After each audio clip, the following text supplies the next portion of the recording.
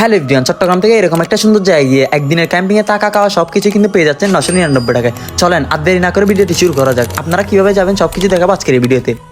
আপনাদের প্রথমে আসতে হবে একেকান মোড়ে। আমরা কিন্তু এই ক্যাম্পিং ট্যুরে যাচ্ছি মোট 11 জন। আপনারাও চাইলে 10 থেকে 15 জন মিলে আমাদের মতো ক্যাম্পিং ট্যুরে যেতে পারেন। আপনারা একেকান থেকে বাঁশবাড়িয়া বিচ রোডে যে বাসগুলো যাবে ওই বাসগুলোতে উঠে যাবেন। জনপ্রতি 20 টাকা করে ভাড়া দিয়ে বাঁশবাড়িয়া সিরিজ রোডের সামনে নেমে যাবেন। এখানে নামলেই কিন্তু একটা বাজার দেখতে পাবেন। এই বাজার থেকে একদিনের ক্যাম্পিং এর জন্য যা যা কিছু লাগে সবকিছুই কিন্তু আপনারা করে নিতে পারবেন। আমরা একদিনে থাকার জন্য যা যা কিছু লাগে সবকিছুই কিন্তু এখান থেকে করে নিয়েছি। এই বাজার থেকে একবার হাঁটা শুরু করলে আপনার 30 থেকে 40 মিনিট হাঁটা লাগবে। গন্তব্যে পৌঁছানোর জন্য মিনিমাম 4 থেকে 5 কিলোমিটার হাঁটা লাগবে। আপনি যতই হেঁটে সামনে যাবেন ততই কিন্তু ভালো লাগবে। এখানে কিন্তু নাই কোনো শহরের কোলাহল আওয়াজ আর গাড়ির শব্দ।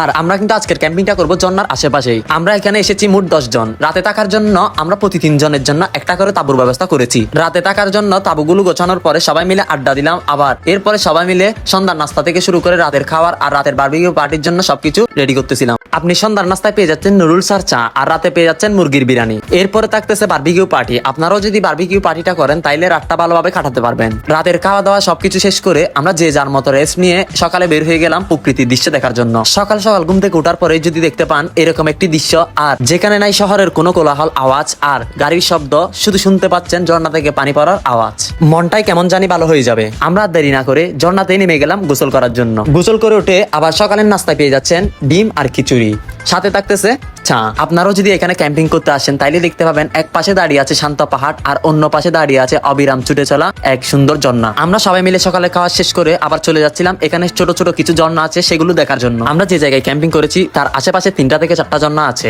আমরা কিন্তু সবগুলোতে যেতে পারি না, শুধু 2টা ঝর্ণাতে গিয়েছি, আরগুলো কিন্তু বেশ উঁচু ছিল। আপনারাও চাইলে এরকম কিছু সুন্দর সুন্দর জায়গায় ক্যাম্পিং করতে পারেন, আপনাদের মনও কিন্তু ভালো হয়ে যেতে পারে। সো এভরিওয়ান, আজকের ভিডিওটা এতটুকুই। দেখা হচ্ছে পরবর্তী আরেকটি ভিডিওতে। আজকের ভিডিওটা ভালো লাগলে ভিডিওতে লাইক কমেন্ট শেয়ার করে পেজটি ফলো করে পাশে থাকবেন।